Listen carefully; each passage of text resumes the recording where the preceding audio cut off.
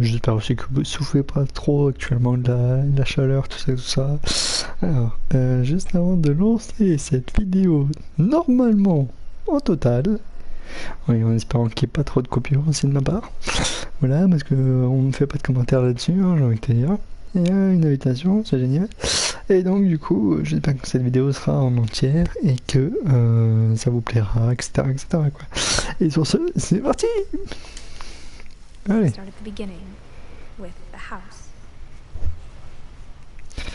Alors on va vérifier que comme ça même tout est dans les bonnes calculs. Je vais me muter 2 secondes.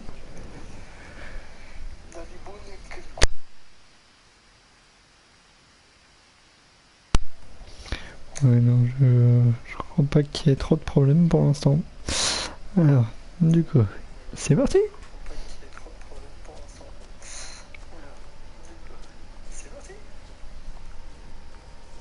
I lived here until I was 11, but I wasn't allowed inside half the rooms.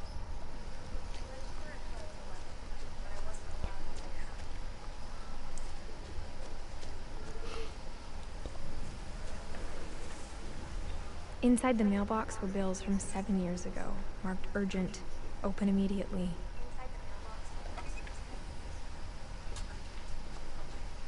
I hadn't been back since my brother Lewis's funeral.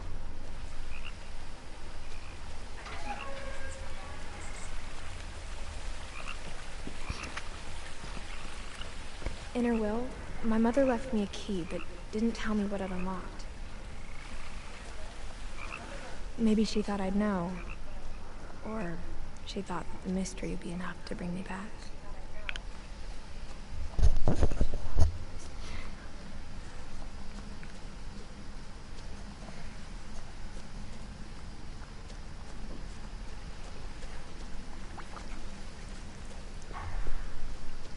The truth is, even after I inherited the house, I never thought I'd come back to it.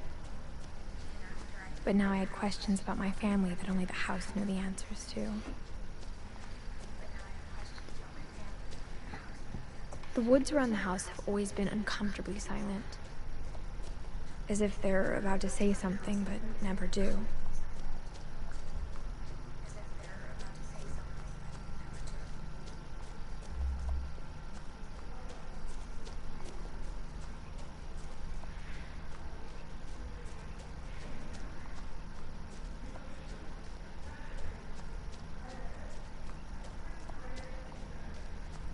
The house was exactly like I remembered it, the way I'd been dreaming about it. As a child, the house made me uncomfortable in a way I couldn't put into words. Now, as a 17-year-old, I knew exactly what those words were. I was afraid of the house.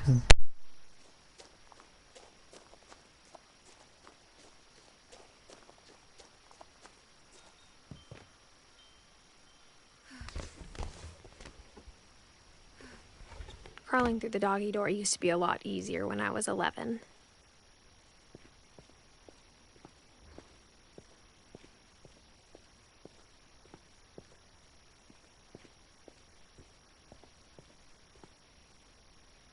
The power had been turned off the night we left.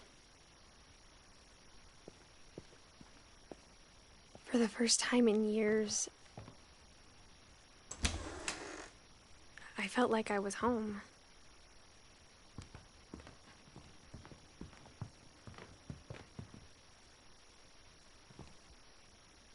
But instead of a family, like how only one restaurant would deliver to our house, so we had Chinese a lot.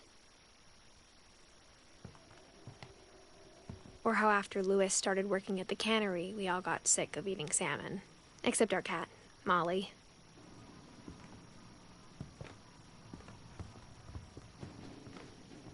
Nothing in the house looked abnormal. There was just too much of it, like a smile with too many teeth.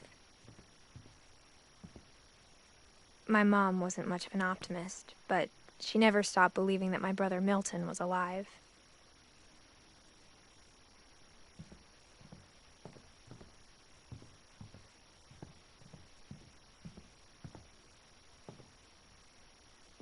After Milton disappeared, Mom sealed up all the bedrooms.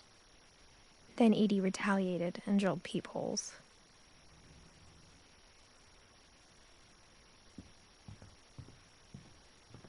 I spent a lot of time playing in Great Uncle Walter's room. I think my mom sometimes regretted not sealing it up. Lewis told me there were secret passages, but I never believed him.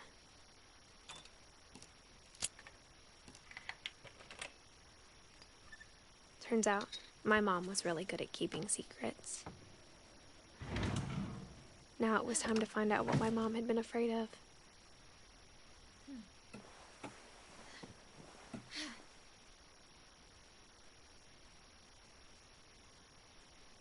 Reading this, maybe it sounds like I had a plan, but I had no idea what was behind that door.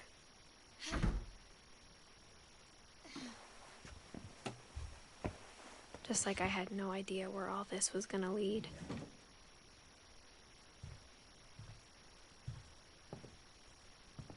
I grew up looking at Molly's room through the peephole. Molly's gerbil had a tiny bedroom with its own even tinier gerbil cage.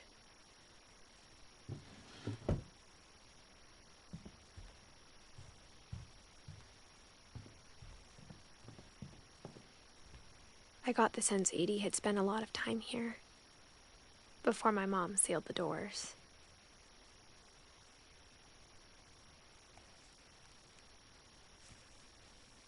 December 13th, 1947. Dear Diary, I'll be gone soon, but I wanted to tell somebody about what's gonna happen. It started when Mom sent me to bed without dinner. I woke up and I was starving, so I looked around for something to eat.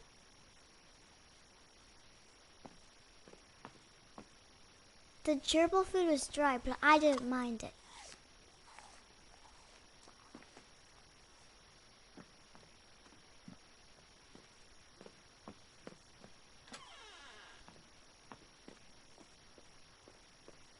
I ate a lot of things that night.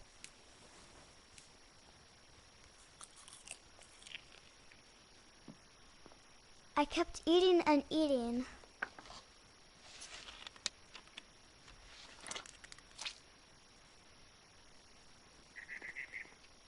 Then I heard chirping outside my window. It was a barn swallow going back to her nest. I reached out for her.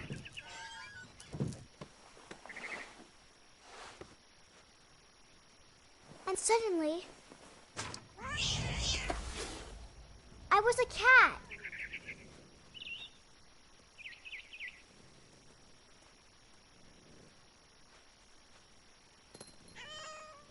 I tried to be quiet, but the bird was really scared.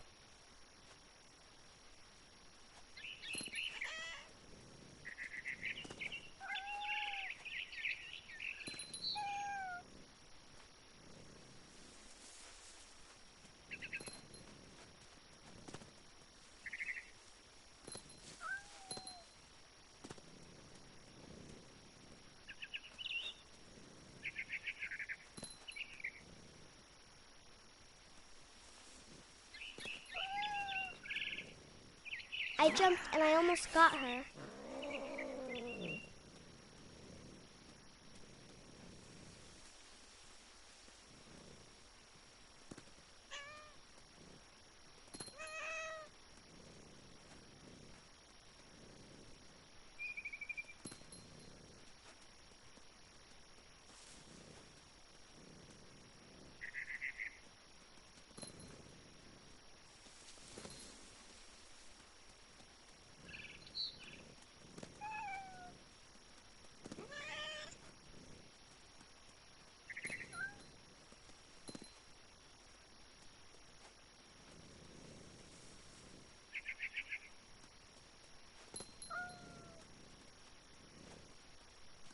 I could tell she was getting really tired. Now I was up in the big tree. I promised Dad I wouldn't climb it anymore. All I cared about was eating that mama bird.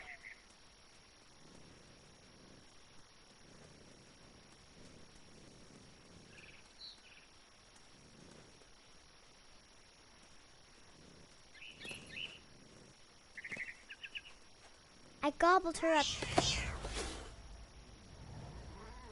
And suddenly, I was an owl. First, all I heard was the wind. Then I heard little teeth nibbling in the grass.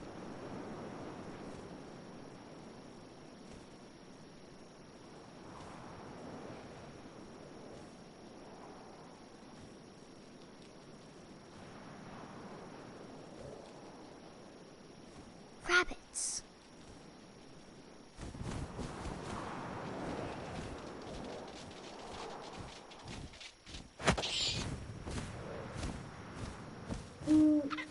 I imagined his face looking up and seeing mine through my talons.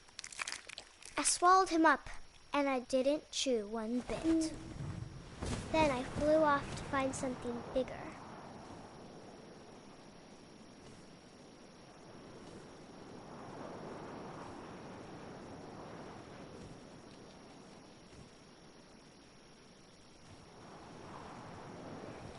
A mama rabbit.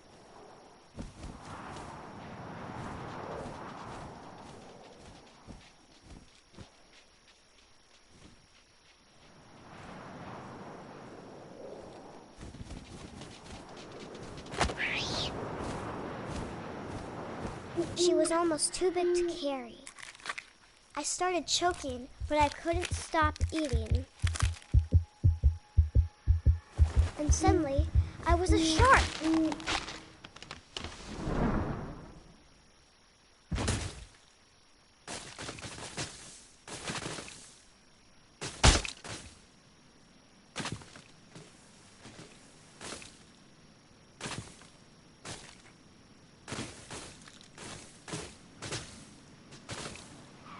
I rolled off a cliff and into the ocean. Now, I was hungrier than ever.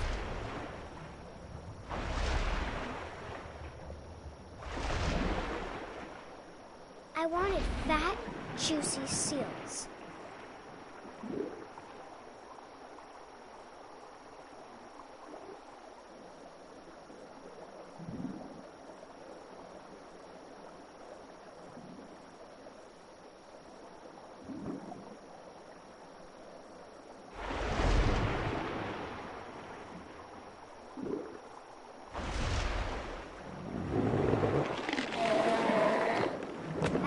Off her flipper, and it tasted really good.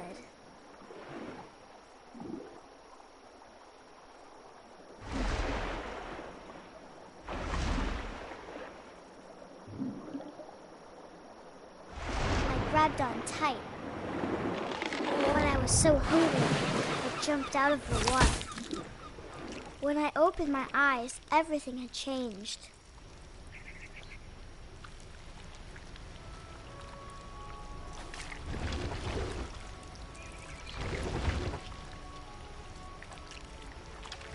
Now I was a monster, and I smelled people everywhere.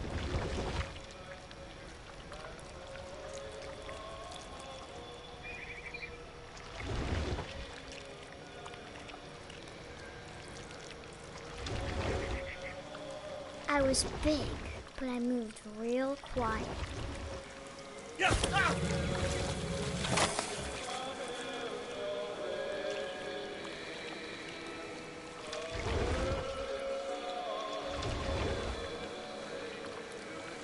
I wanted to stop, but also I didn't.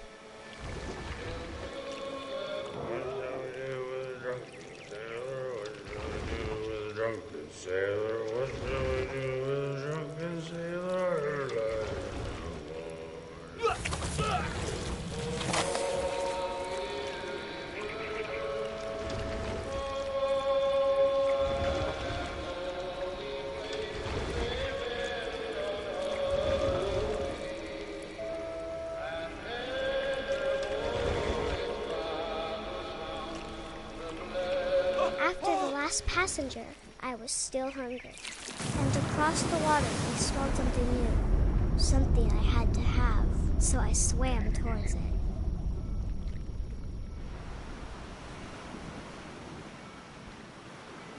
I slithered onto the sand, and the good smell went into an old pipe.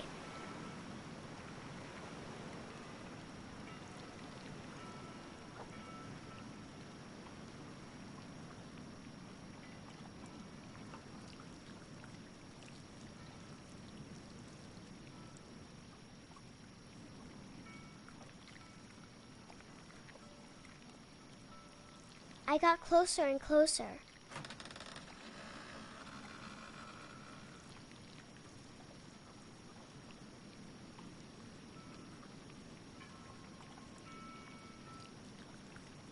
All of my stomach started growling.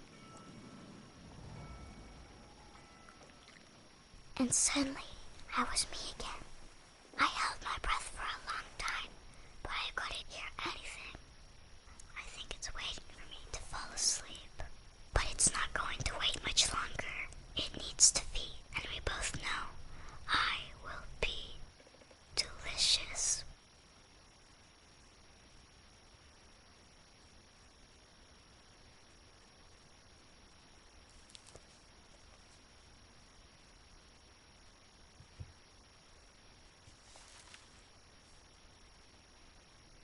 I'm not sure if I believed all of that, but I'm sure Edie would have.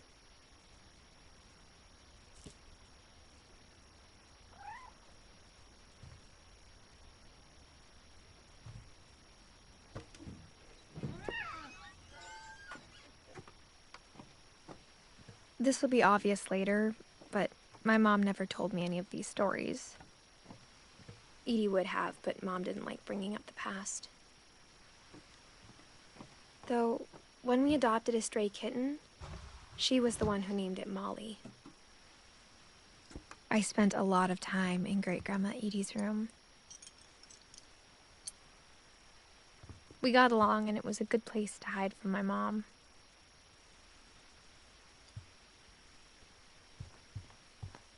When Edie told people Sven was killed by a dragon, she could also have said he was building a dragon-shaped slide that collapsed. She could have, but she didn't.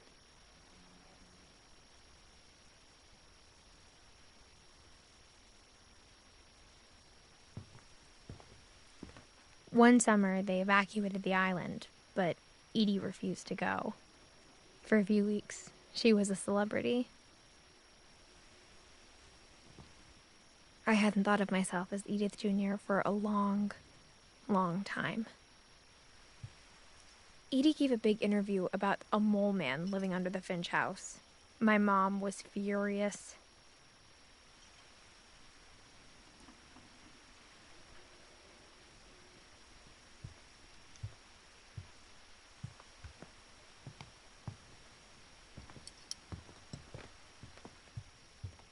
Her room was like a museum.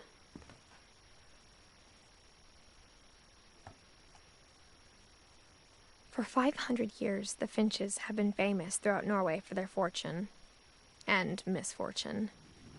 Odin Finch buries the latest victims of the family curse, his wife Ingeborg and their newborn son, Johan. On January 7th, 1937, he set sail with his family and his house. But 40-foot waves off the coast of Washington send the house and Odin to the bottom of the sea. Odin's daughter Edie, with husband Sven and baby Molly, step ashore on their new home, Orcas Island. Odin Finch is the first to be buried in the new family cemetery. His daughter Edie is already dreaming of a new Finch house.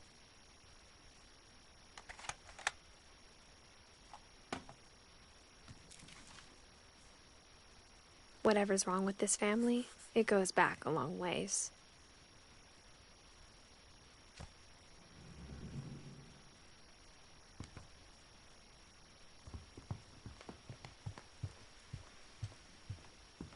Even in her 90s, sometimes Edie seemed a lot younger than my mother.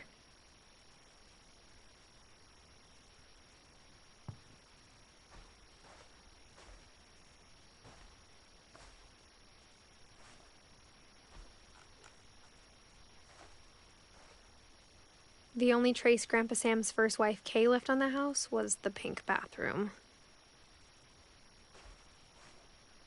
It was a pretty big trace.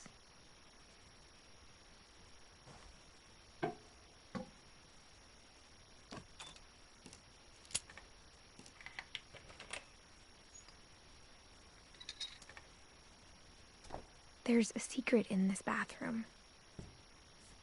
It's in the last place you would look. It isn't in the cupboard. It's hidden in this book.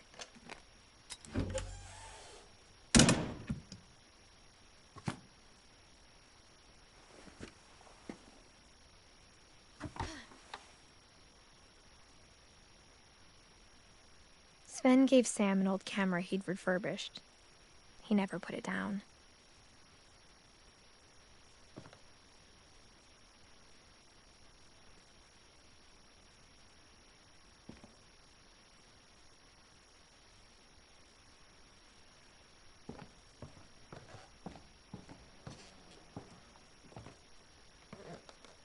From the paintings on the wall, it was clear my brother Milton had been here before me.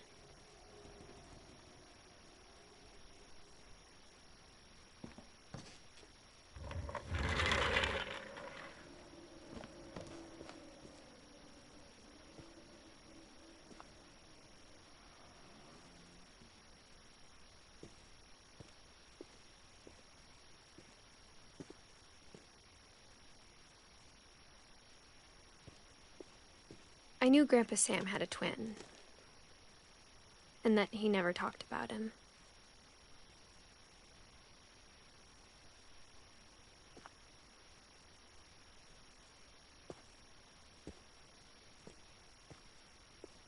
I guess my grandpa didn't like history any more than my mom did.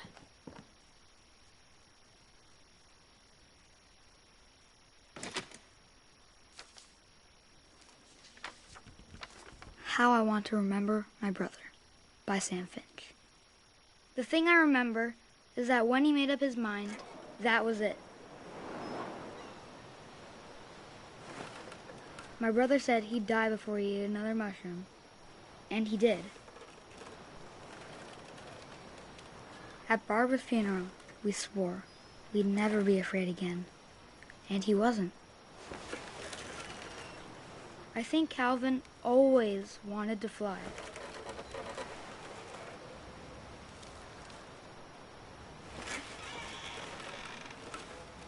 Sam! Calvin! Dinner's ready! Coming! But that day, he finally made up his mind to do it. I told him going around was impossible. Maybe if I hadn't said that.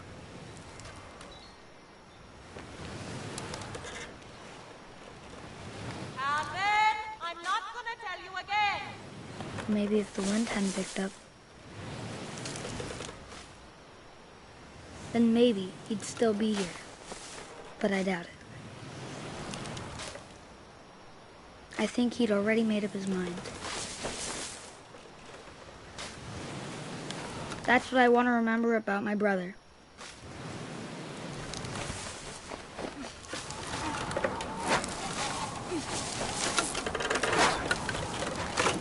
The day he made up his mind to fly. And he did.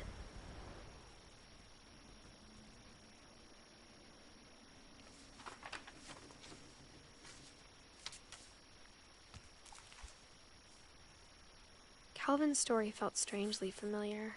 When I was younger, I remember trying to do the exact same thing.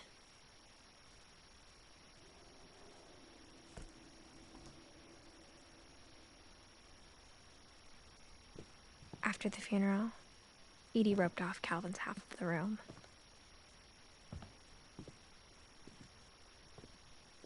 Mom said Grandpa Sam enlisted at 18 and never set foot in the room again.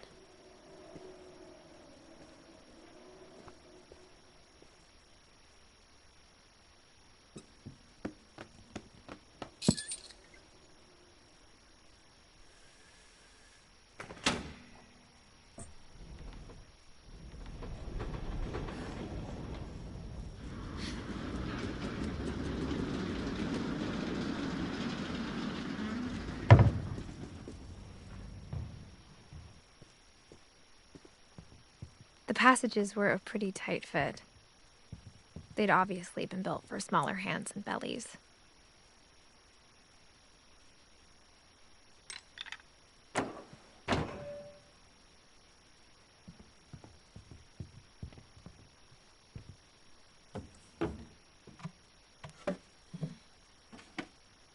Growing up, I always thought of Barbara as a child star.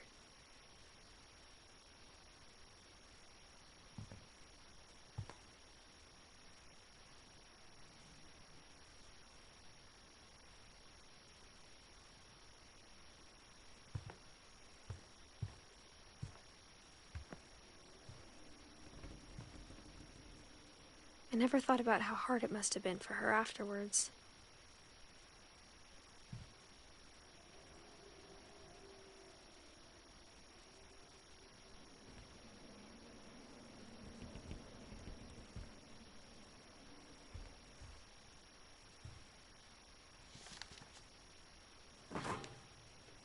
Of all the stories people wrote about Barbara's death, I'm surprised Edie saved this one.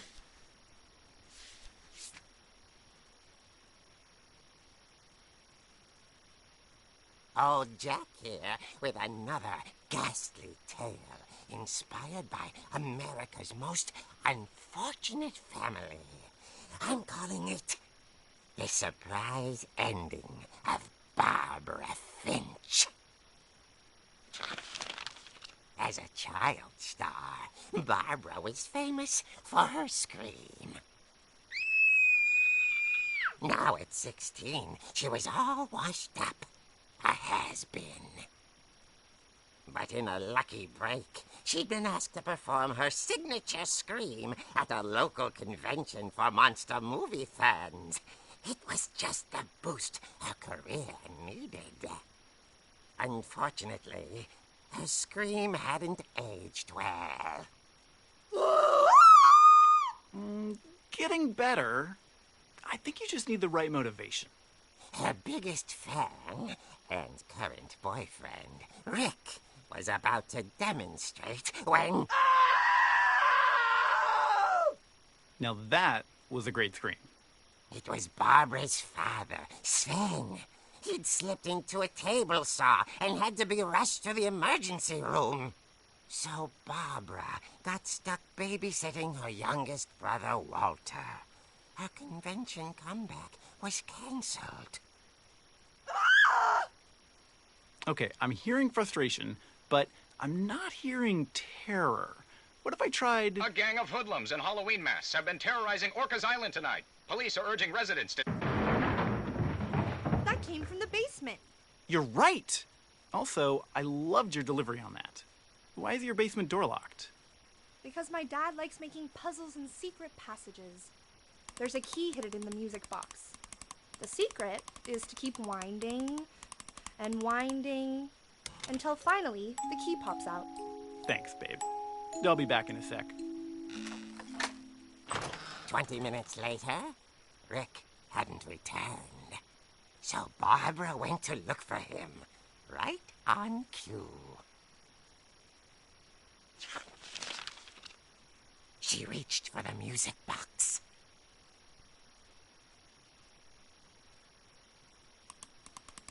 And as she wound the key, she listened for Rick, but the house was silent.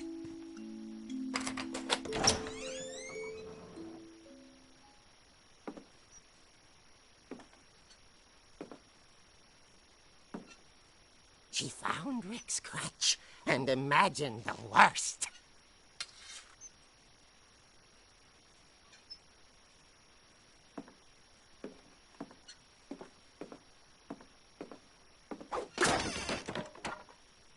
The gang's leader is the infamous Hookman killer, Dr. Carl Hamill, who impaled and then ate his family 10 years ago tonight. The old fridge rattled and grew still. Oh dear!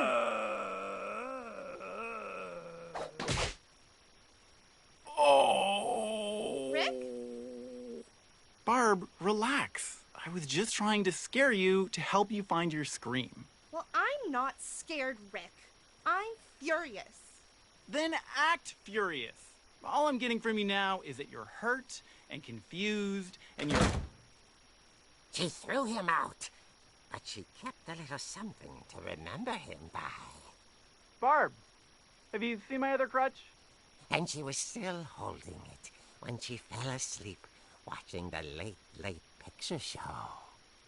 Hours later... Barbara! Walter, what's going on up there? Ah! Okay, I'm coming up, but if this is a trick, you're dead, Walter.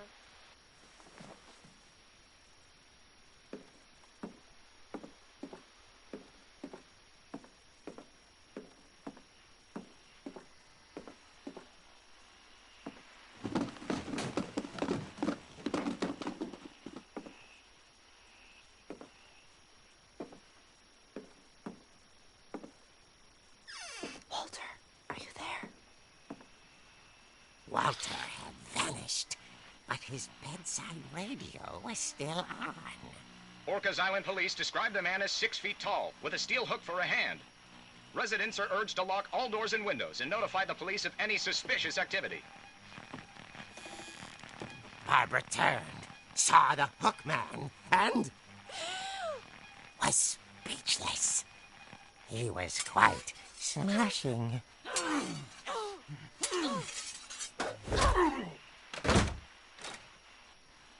And whoever he was, he couldn't get enough of Barbara. Okay, Barbara. There's gotta be another way out of here.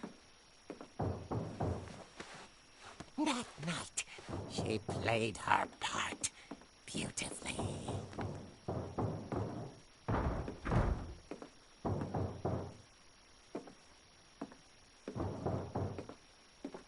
Molly's door hadn't been opened in years. The hinges groaned.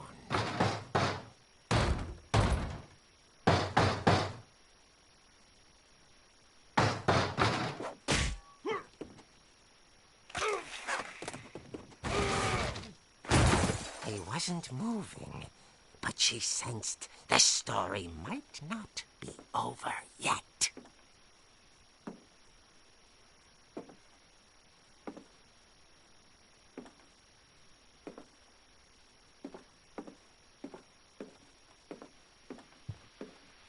The hookman had vanished. She listened for his breathing, but all she heard was...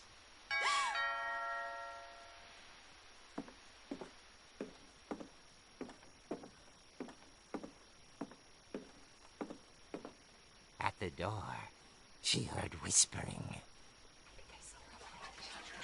It was coming from inside the house.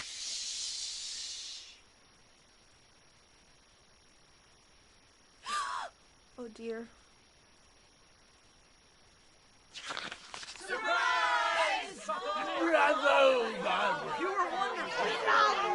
The monsters had come to surprise her. For Barbara, it was a dream come true. Then she saw what kind of monsters they were, and she realized what was about to happen. She was going to be famous. And with her final breath, Barbara Finch gave the performance of her life.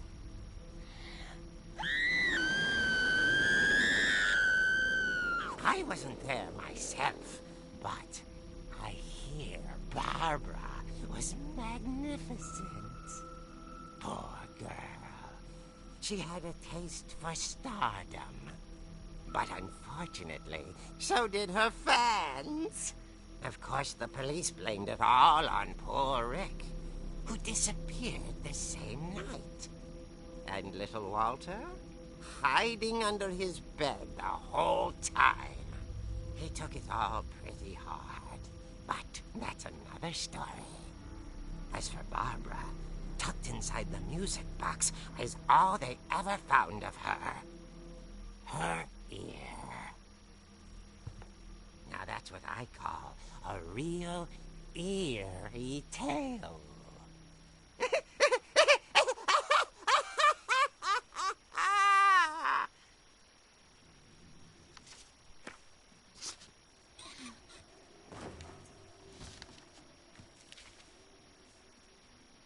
Edie told me all Barbara wanted was to be remembered, as absurd as that comic was.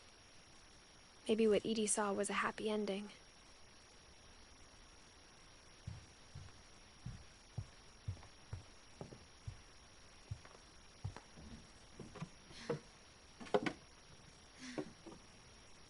I guess now I know why Mom didn't like me playing with the music box.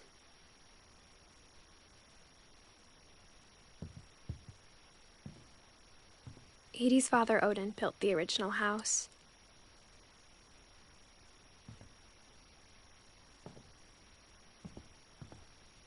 Whenever people ask me about my family, the first thing they always want to know about is Barbara.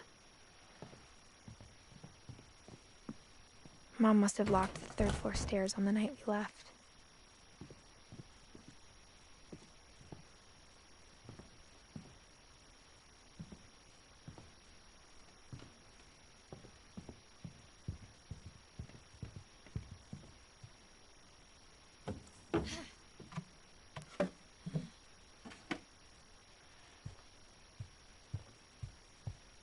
funny. All those times I played with the music box and never found the basement key.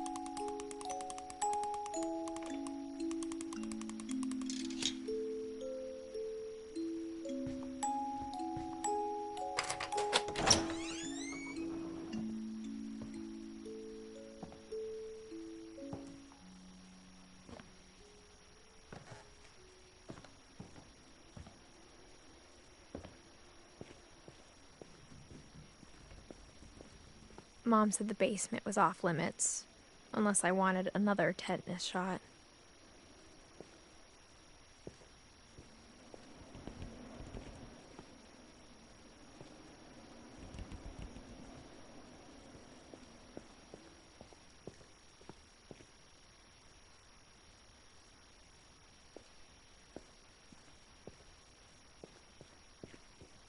I saw Edie sneak down to the basement once, carrying packages. I thought maybe she was hiding presents.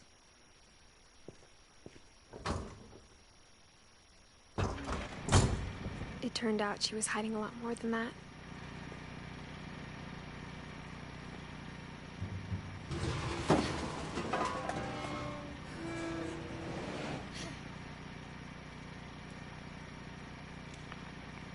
I remember asking Mom once about where Walter had gone. She said after Barbara died, he got as far away as he could.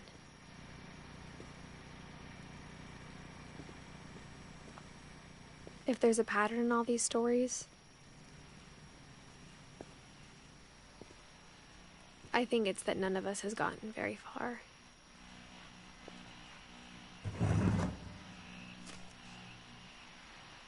Goodbye, everyone. I can't believe I've been down here for 30 years. On that first day, after the shaking started, I didn't think I'd survive a week.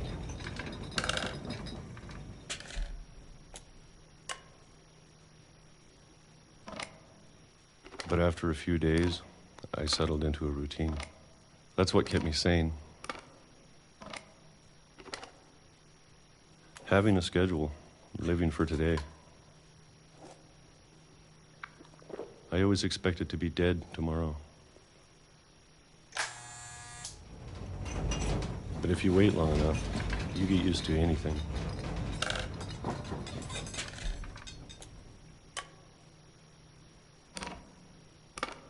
Even a monster on the other side of the door starts to feel normal. Almost friendly.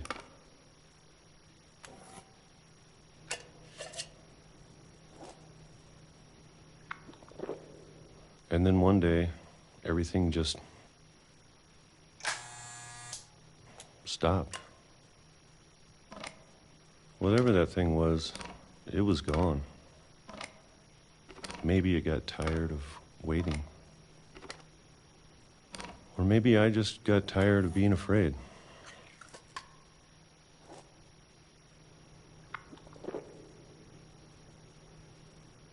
It's been a week now.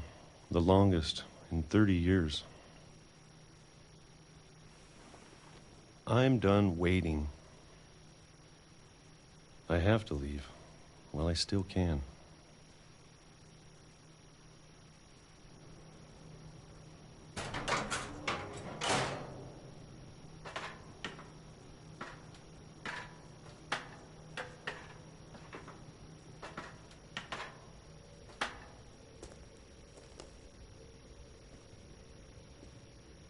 I know it's out there, somewhere.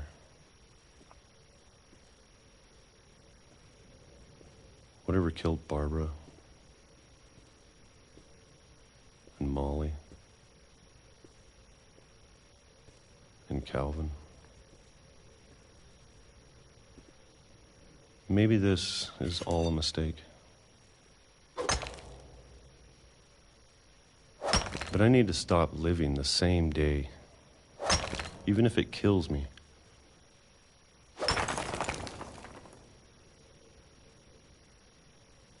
Whatever's out there, I want you to know I'm ready for it. I'm going to appreciate all of it, especially the food. I don't mind if I only have a year left, or a month, or a single week. I'd be happy with one new day. I can already imagine the sun on my face.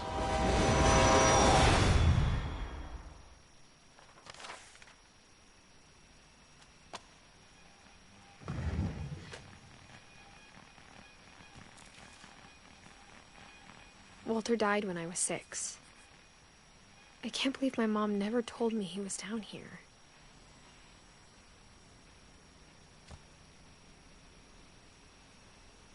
I'm sure my mom was trying to protect me.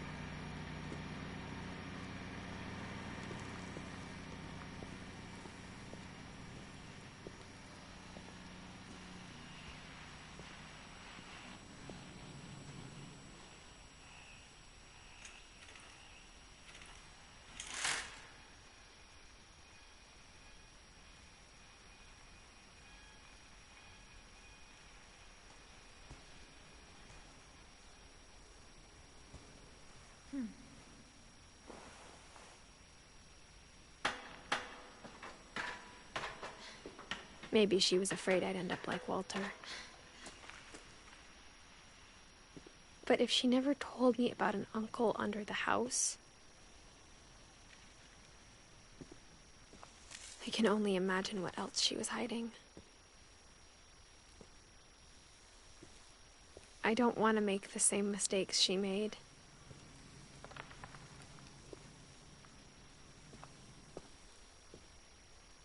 Trying to bury something that's still alive.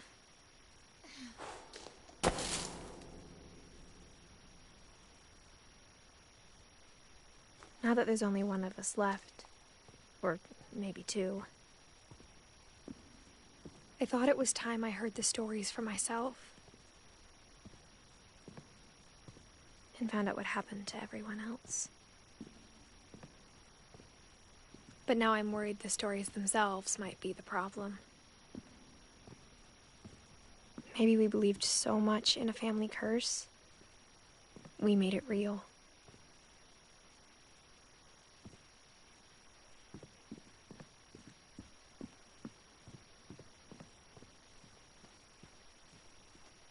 I don't know if I should even be writing this.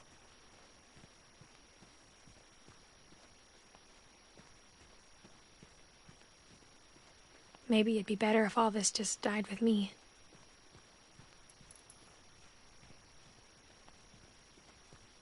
But I thought you should know about your family.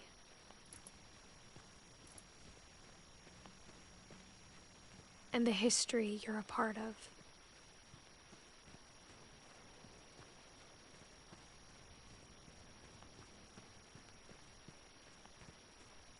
Though to be honest, I feel as lost as you probably do right now.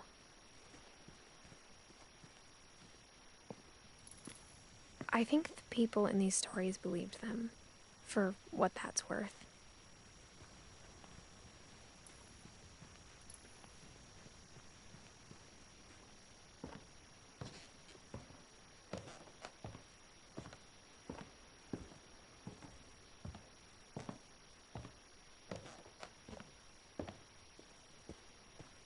And when you look at the house, that history of imagination and stubbornness and madness, any of it seems possible.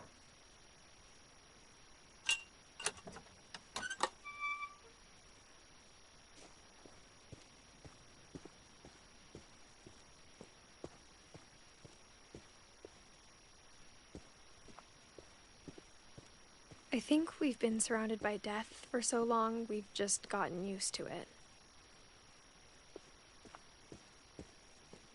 What kind of family finishes building a cemetery before starting the house?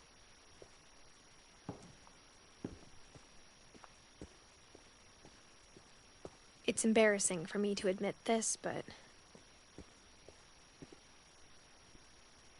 the pet cemetery made me more uncomfortable than the human one.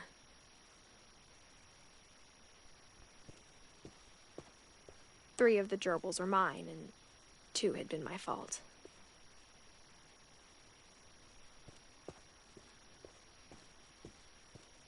Sven built the house, but it was Edith who designed the cemetery.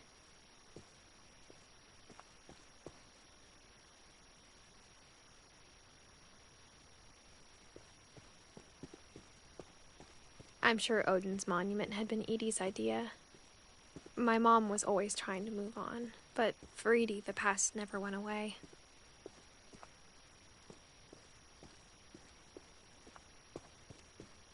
She could see it poking out of the water at low tide.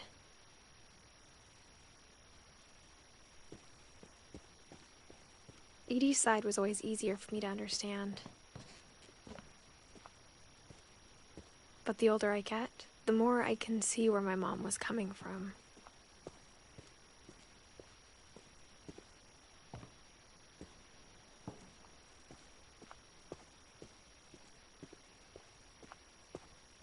There's so many things I wish I could ask my mom now. Part of me thinks this is what she wanted all along. For me to come back someday and find everything out for myself.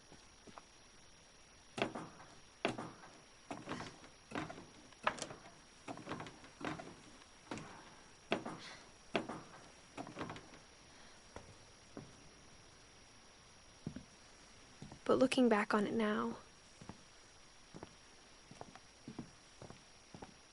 if she told me there was going to be so much climbing, I never would have come when I was 22 weeks pregnant.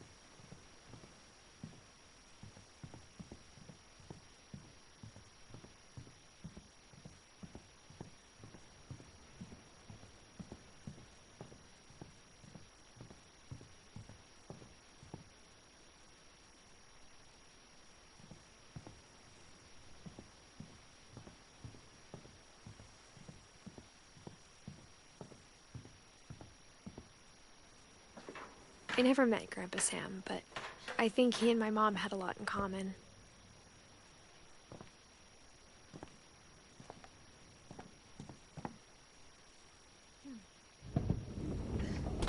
They were both pretty intense.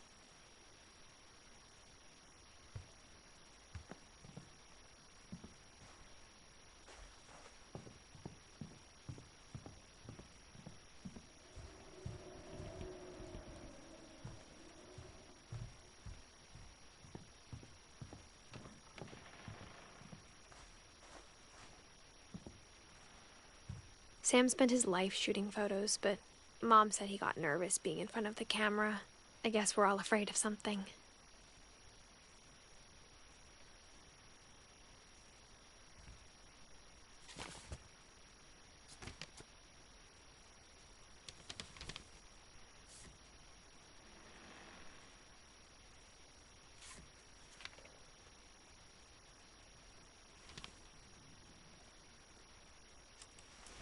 Dawn, I promise, you'll never forget this weekend. Yes, sir. These memories are gonna last a lifetime. Mm-hmm. Perfect. Am I gonna have to shoot anything? It's gonna rain the whole weekend, isn't it? I will never forget this weekend, Dad. Okay, got it. I'm gonna take some pictures, okay? Just be careful. That camera's older than you are.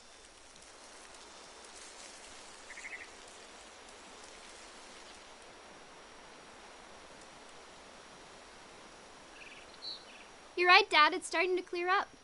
Still freezing, though.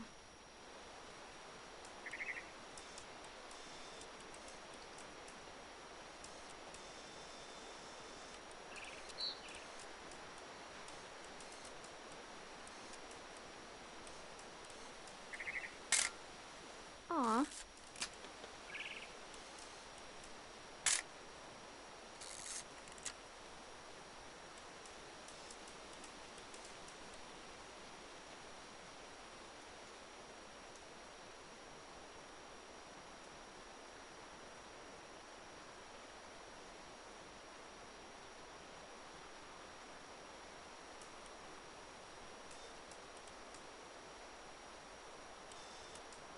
Definitely should not have drunk all that coffee. Hold still while I take... Hey! That's a keeper. I'm just saying, I'm not always gonna be here, Dawn. You'll need to remember this stuff, if you want to survive. I'll be fine, Dad. You know who else thought he was gonna be fine? Dad! Good eyes, Dawn.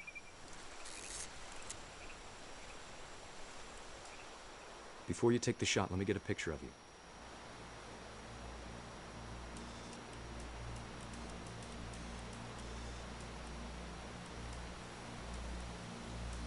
Dad, I...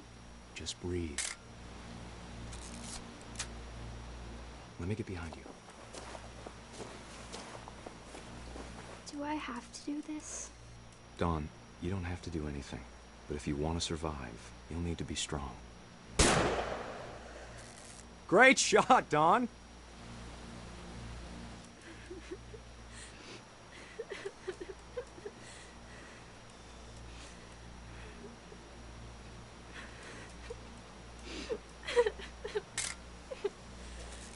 I'm proud of you, Dawn. Always remember that, okay? Dad, it's twitching. I think That's it's totally so... normal, Dawn. Just focus on the camera. Try not to think about... Dad!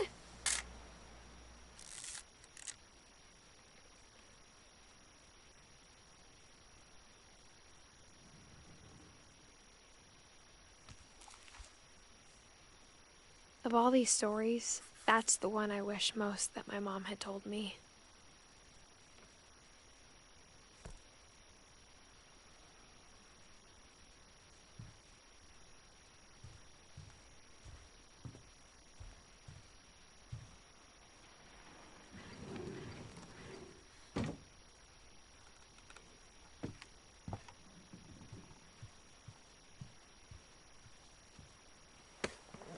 After Sam died, my mom and Edie got really close.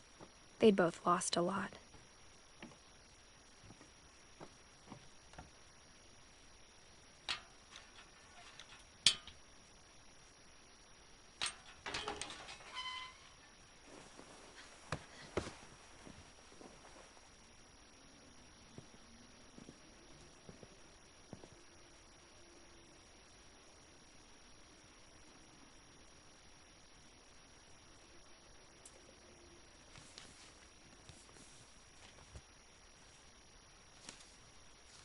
Dear Kay, do you remember the way Gregory used to laugh when he thought he was alone? Like something funny was happening, but only he could see it. I think he saw things the rest of us don't.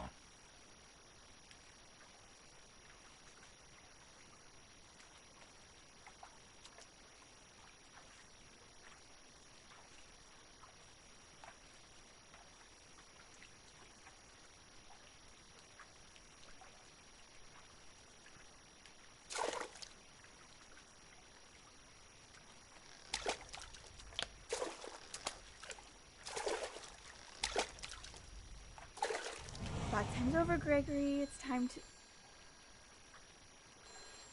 Hold on, sweetie. Hello? Sam, I told you I don't want to talk right now. I wonder what he saw.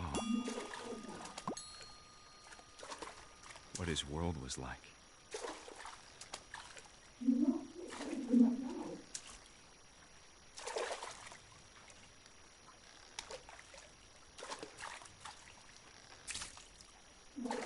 He reminded me so much of Calvin. Lost in his imagination. Whatever it was he saw.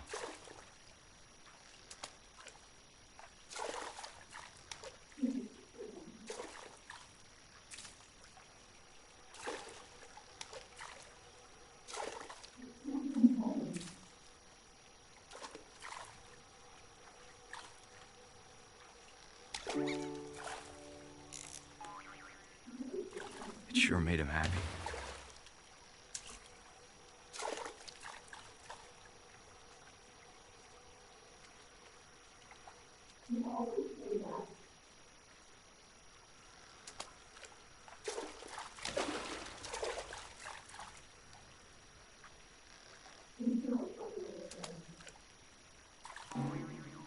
I know how silly it sounds.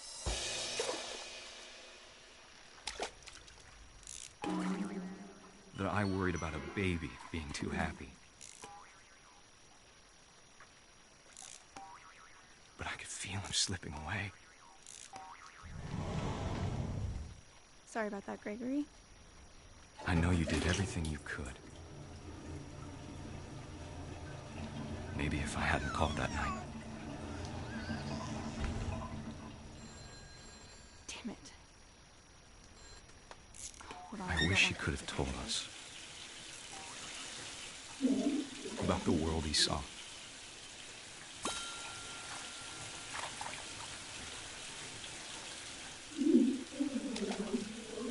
Hey, there's so much I don't understand about Gregory. About everything.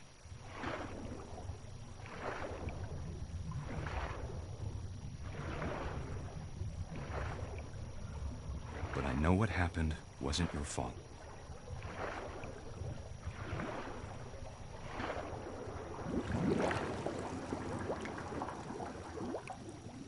I'm sure he's happy. And he'd want you to be happy too. Good luck, Kay. Love, Sam.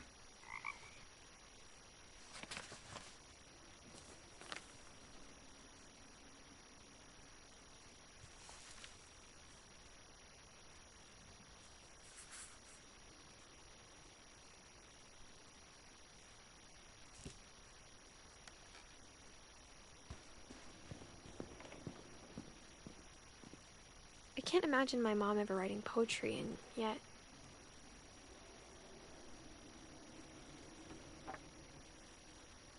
A poem for Gus, who always said the wedding was a bad idea.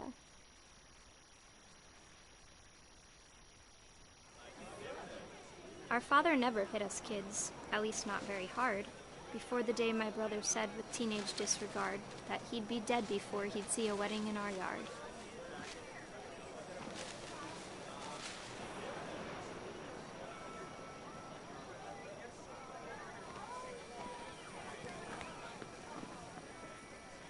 My father made him come, of course, but Gus stood far apart, just flew his kite and bottled up the storm inside his heart.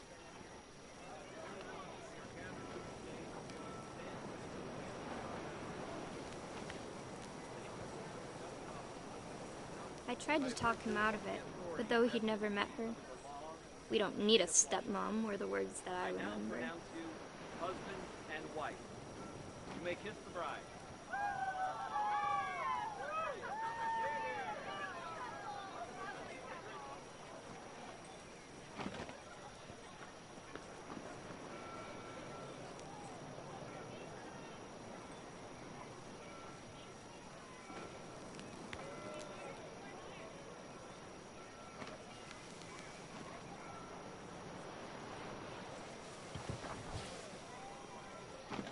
When the time for photos came, Dad ordered him to come here.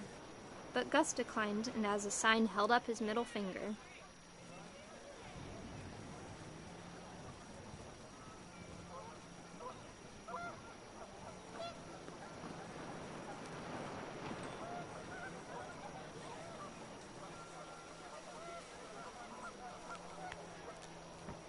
The wind picked up and panicked geese appeared and quickly went. But all the humans did that day was go inside the tent.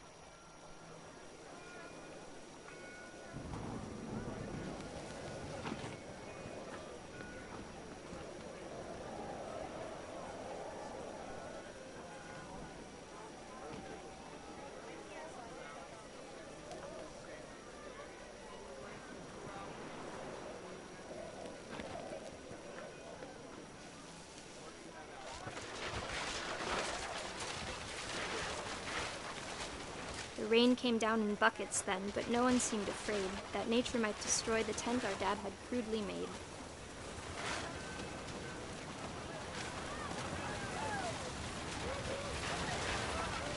The thunder sounded much too close and full of angry power, but all my father said to this was, "Make the music louder."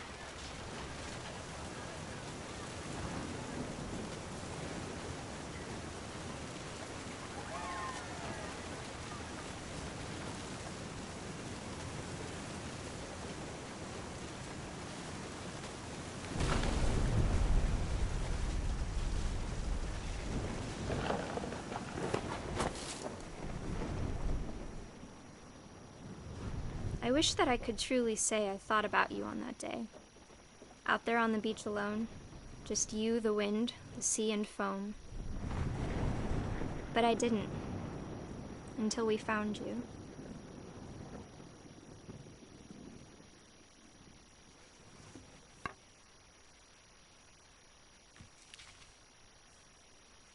She never talked about him, but Mom told me once if I was a boy, they were going to name me Gus.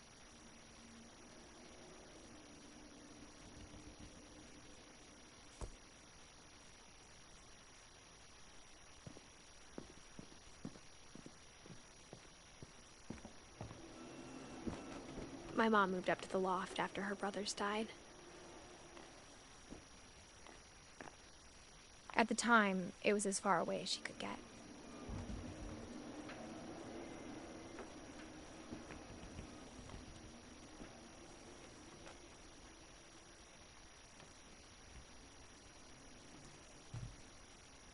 Religion was another thing my mom never talked about, but I think it helped her a lot after her dad died.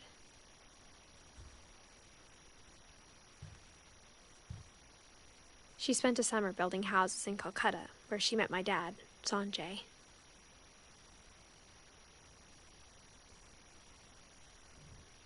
My mom moved to India a week after graduation and got a job teaching English. Louis was born a year later.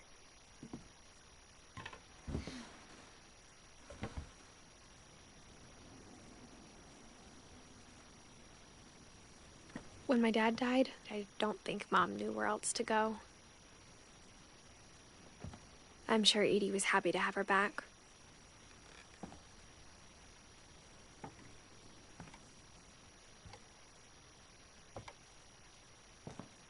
The house had to get a little bigger, but Edie was used to that.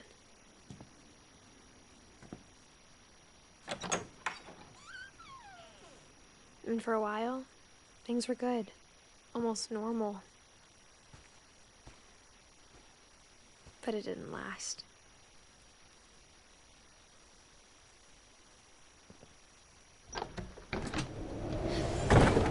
The beginning of the end was Milton's 10th birthday, when Edie gave him a castle.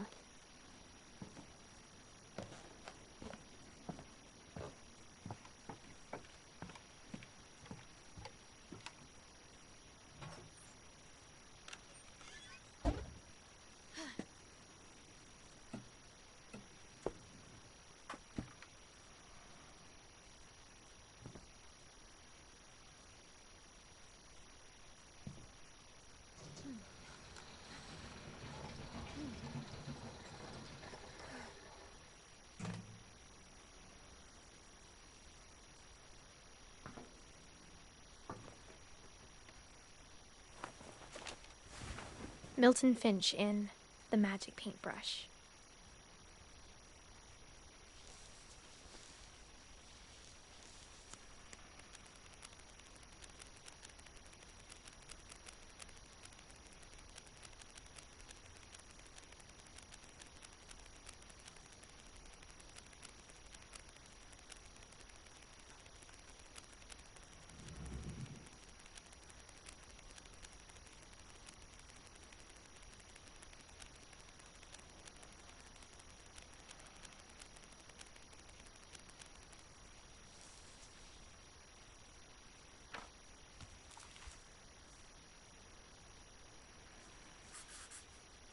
I was 4 when Milton disappeared.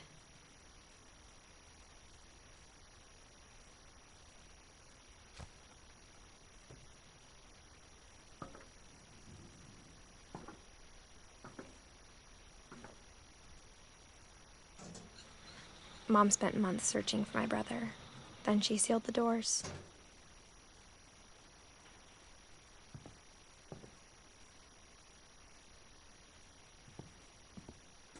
Whatever Milton had found in the house, Mom didn't want it getting out.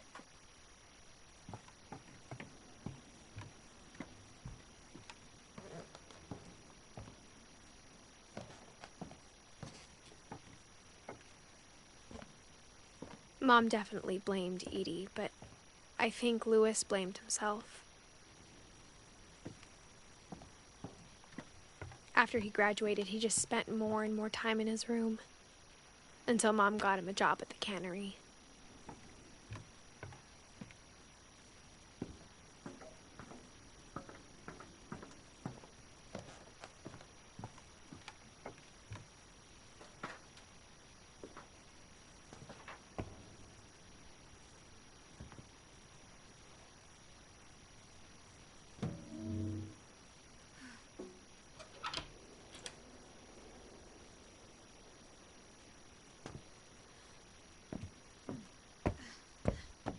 Louis's room smelled very, very familiar. That part of him lived on.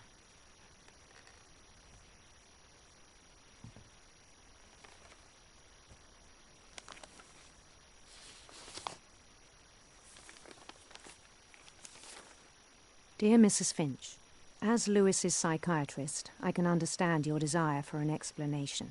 As I see it, the trouble began in January, shortly after we convinced your son to seek treatment for substance abuse. Newly sober, I believe Louis first noticed the monotony of his daily life.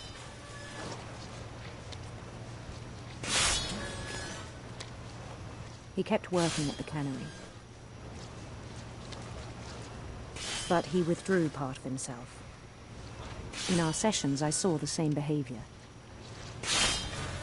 His mind began to wander. I asked him to describe it. He said he started small, imagining a labyrinth. He'd feel his way about.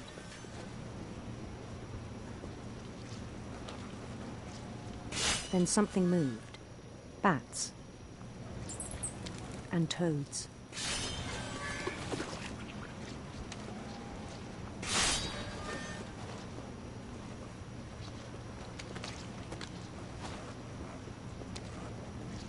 And things that have not names. He knew it was all in his head.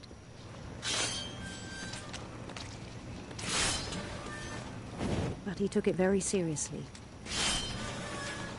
I had hoped he'd find himself.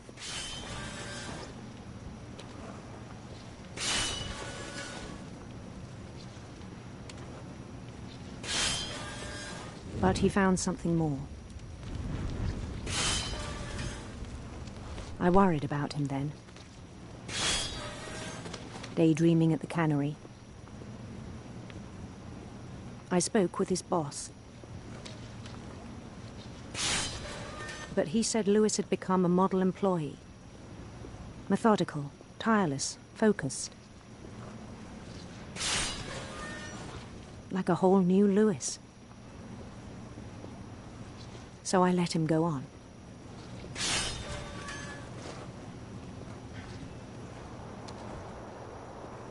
I even encouraged him. It seemed very promising at first. He told me he'd made a new friend.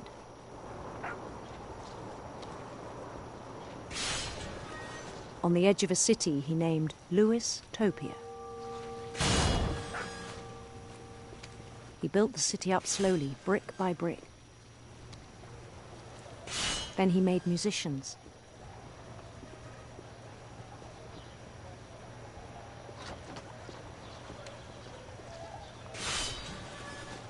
And songs for them to play. He talked about starting a band. And he was always humming something. Every day his imagination grew stronger.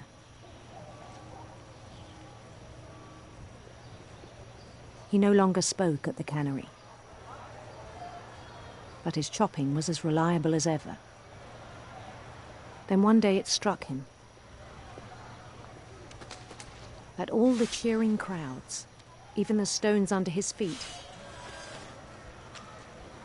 were all in his imagination, so he could do whatever he wished.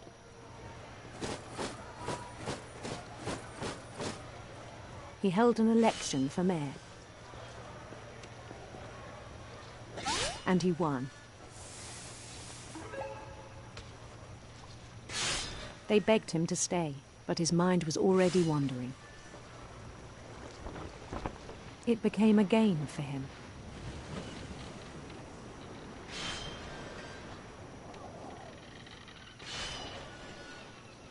He'd conquer a city, then immediately push on. New Louisville.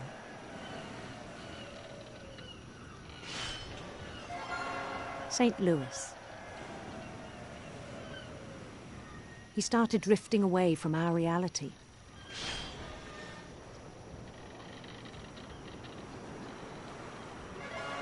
Minneapolis, until one day he forgot to go home from the cannery. Even as his mother pleaded with him, part of Lewis kept sailing on.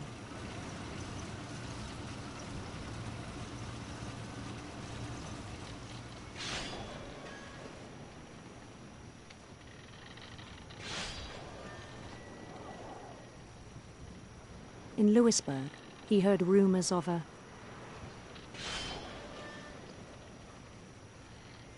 handsome queen.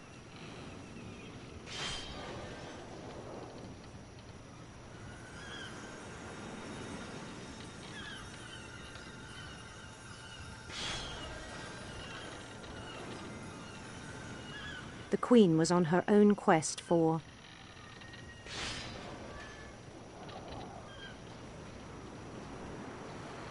radiant rainbows.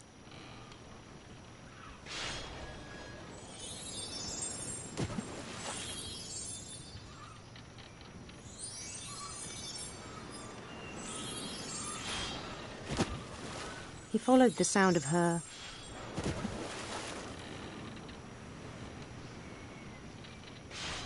electric sitar.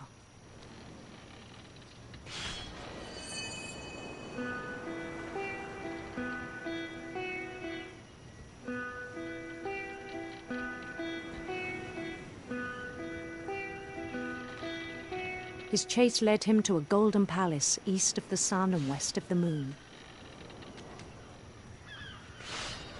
Even then, his logic remained sound.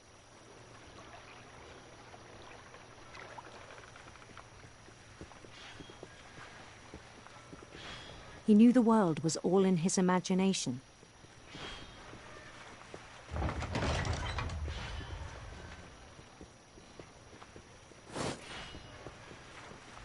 But he was so proud of having created it.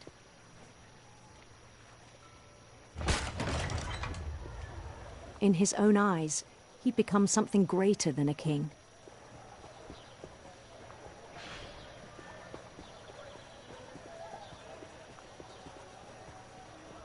For someone who'd never known success in the real world, I think it was overwhelming. And then it struck him that the real Lewis was not the one chopping salmon, but the one climbing the steps of a golden palace.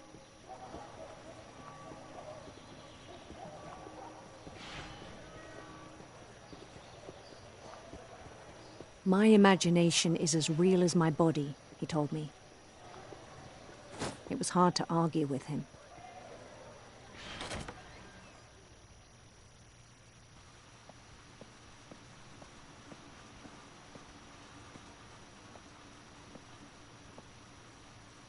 He began to forget the world we know.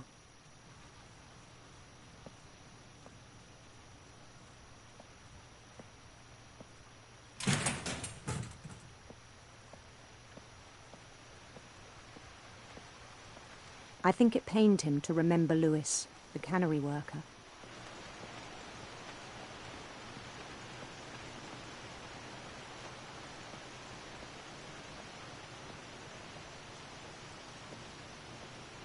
He began to despise the man with a royal contempt.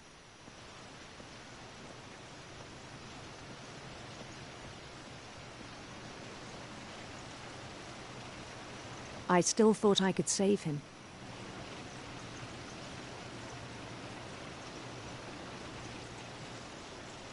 Even after he said he was being crowned king over all the lands of wonder.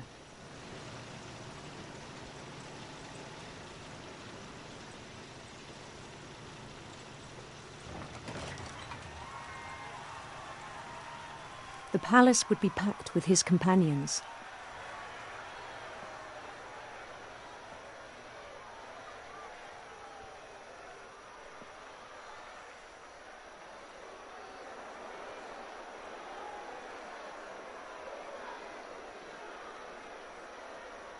Including the wise Calico who'd insisted on advising him.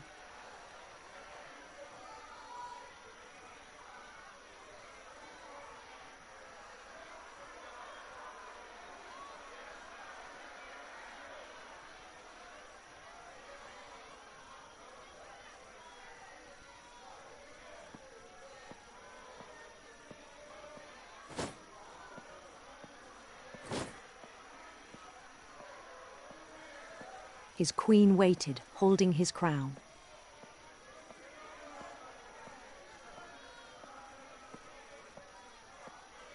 There was only one thing left to do.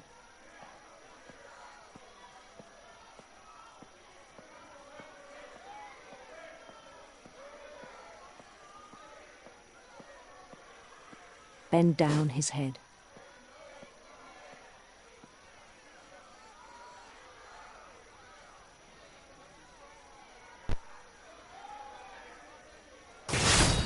And the rest I think you know. Mrs. Finch, your son was a kind man who will be missed by all of us who knew him.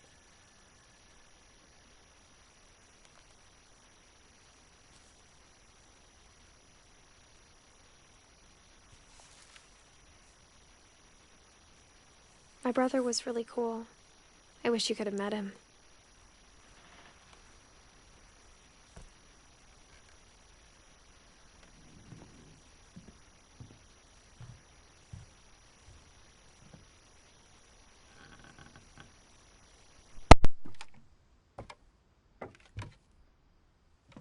On the way back from Lewis's funeral, my mom told me to start packing. She waited until the day before we left to tell Edie.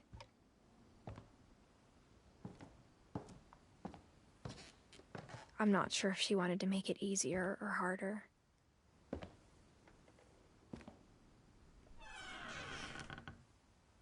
I wish we'd stayed. But I understand why we left.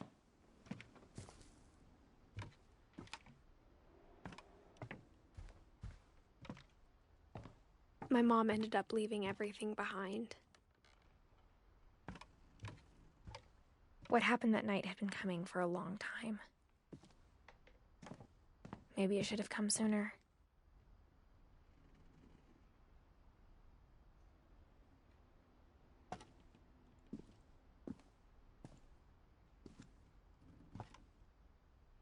But it had to end one way or another. All that's left now is to tell you about that last night.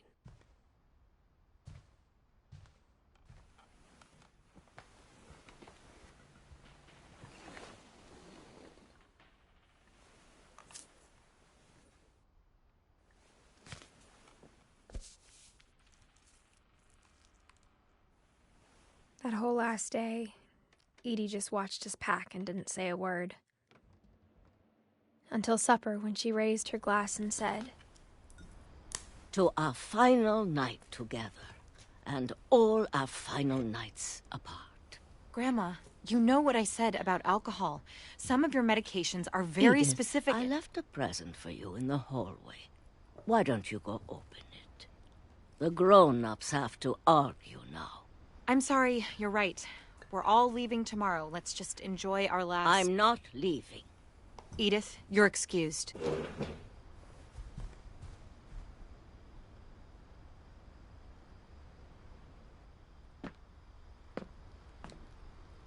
The power had been shut off that morning, but Edie always had plenty of candles.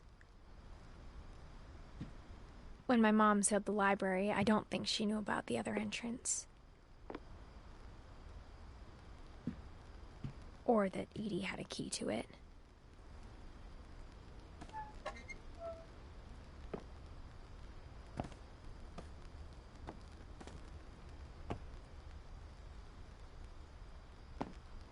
That thing you're afraid of isn't going to end when you leave the house. Edith has a right to know these stories. My children are dead because of your stories. I think it's best if Edith and I leave tonight. We'll have the nursing home send a van for you in the morning, okay?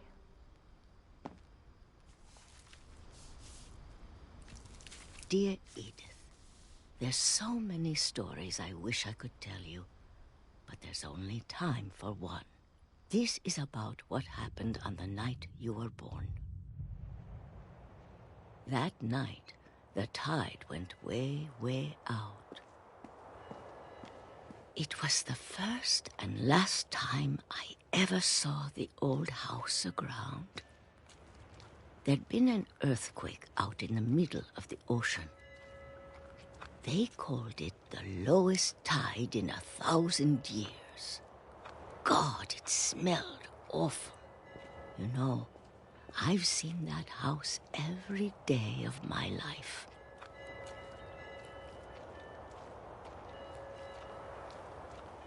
But I never thought I'd go back to it. When the fog rolled in, I lost my way.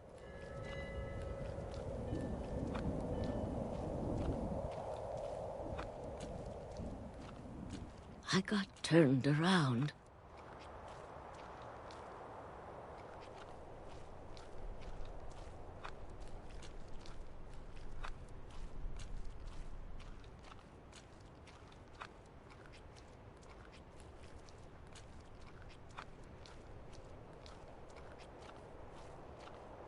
For a while, I wandered. I started seeing things.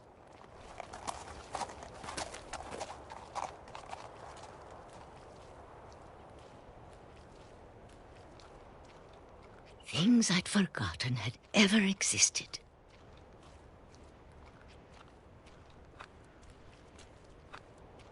But when I saw them, they felt like old friends. That night, a lot of things came back to me. Or maybe I came back to them.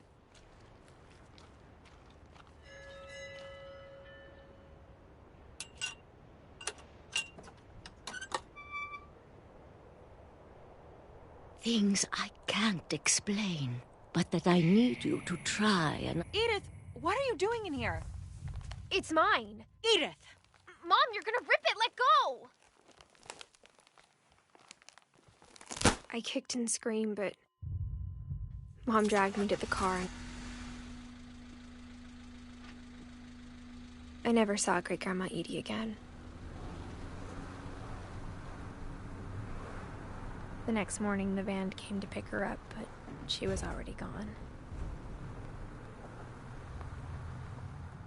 After that, we moved around a lot.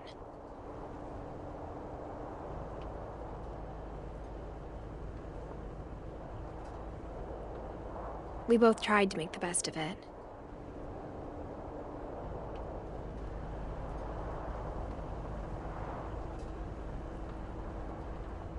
A few years went by.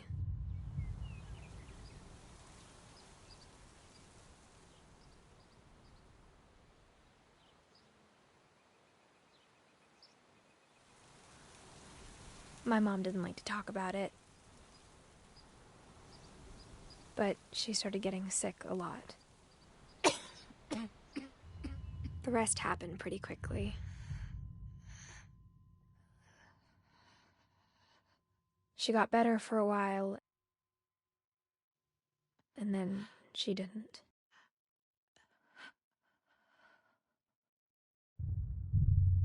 And then I was alone.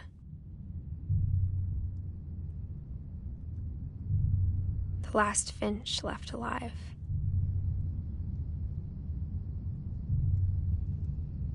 Until I found out about you. I'm still not sure what to tell you about all this. If we lived forever, maybe we'd have time to understand things. But as it is, I think the best we can do is try to open our eyes. And appreciate how strange and brief all of this is.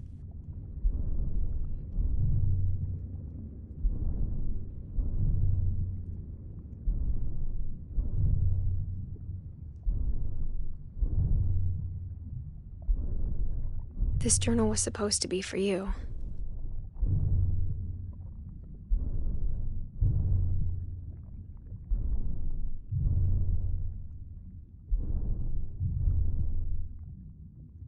But now I hope you'll never see it.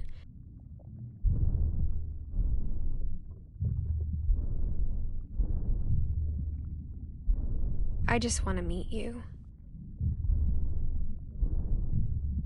And tell you all these stories myself. But I guess if you're reading this now, things didn't work out that way.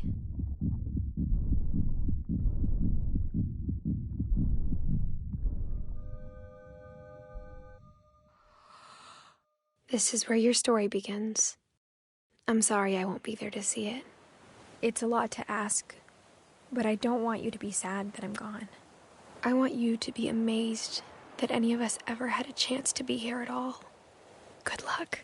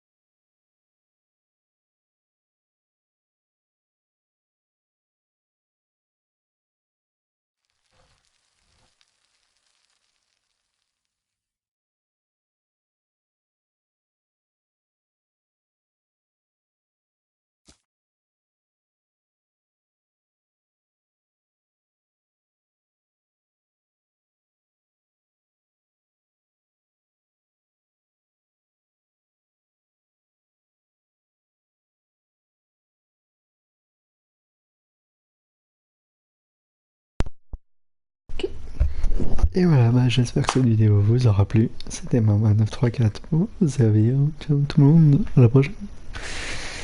Non, pas commentaire. Non. Ciao tout le monde. Bye.